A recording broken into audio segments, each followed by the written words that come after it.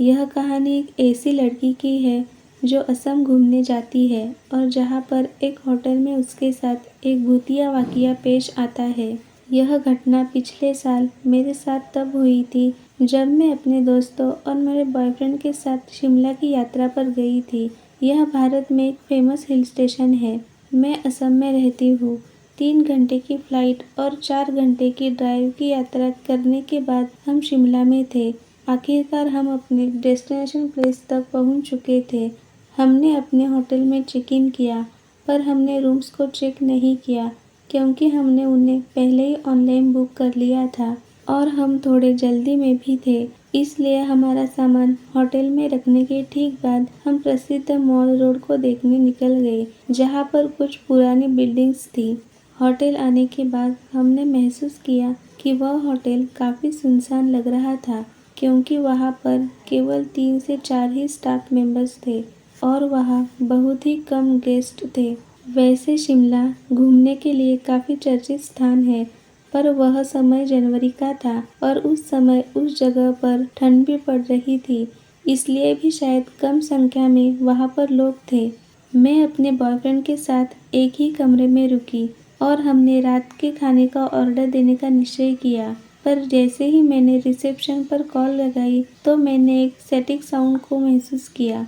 ऐसा लग रहा था कि जैसे किसी ने फ़ोन उठा लिया है और वह कुछ कह रहा है, पर किसी कारणवश उसकी आवाज़ सुनने योग्य नहीं है।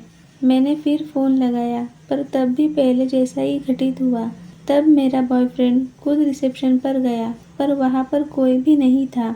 उसने मुझे पूछा कि तुम रात के खाने के लिए बाहर चलना चाहोगी? हालांकि मैं नहीं जाना चाहती थी क्योंकि बाहर ठंड थी, पर मुझे काफ़ी भूख लगी थी, इसलिए हमें बाहर जाना पड़ा। हमारे दोस्तों ने शाम के समय खाना खा लिया था, इसलिए उन्होंने वहीं रहने का फैसला किया। जब हम वापस होटल में लौटे तो हमने देखा कि होटल का रिसेप्शन अभी भी खाली था। हमने सोचा कि शायद यह होटल सस्ता होने के कारण यहाँ के अतिथि सत्कार इतना अच्छा नहीं है जितने बड़े होटलों का होता है। मैं तरोताज़ा होने के लिए वॉशरूम गई।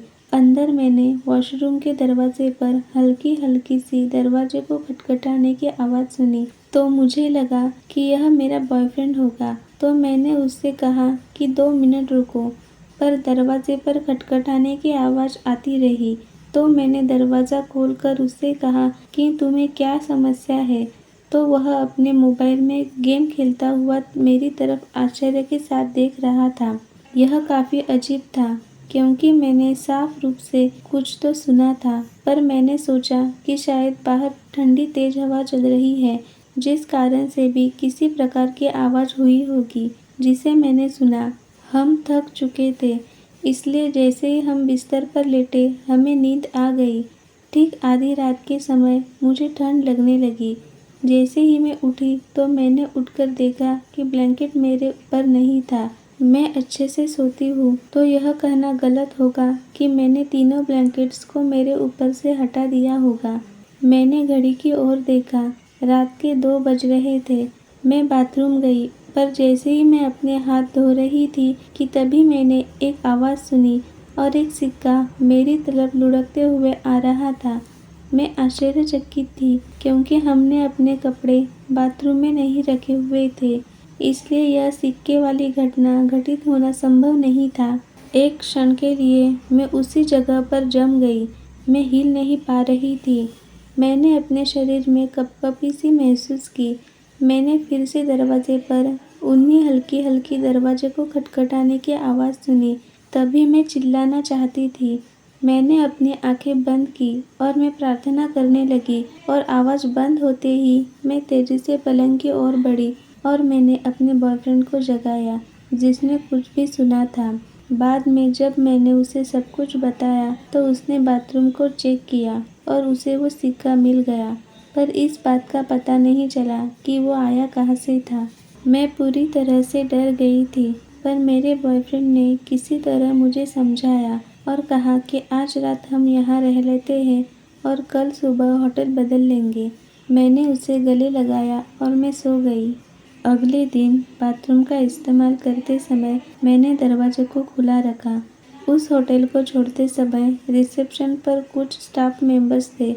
हम जब उन्हें हमारा होटल का अनुभव बता रहे थे तो वे ऐसा व्यवहार कर रहे थे जैसे वो इसके आदी हो। उन्होंने हमसे कहा कि ऐसा होता ही रहता है यहाँ। जब हमने दूसरा होटल बुक किया तो हमें वहाँ ऐसा कुछ महसूस नहीं हुआ और उसके बाद हमने अपनी यात्रा पूरी की।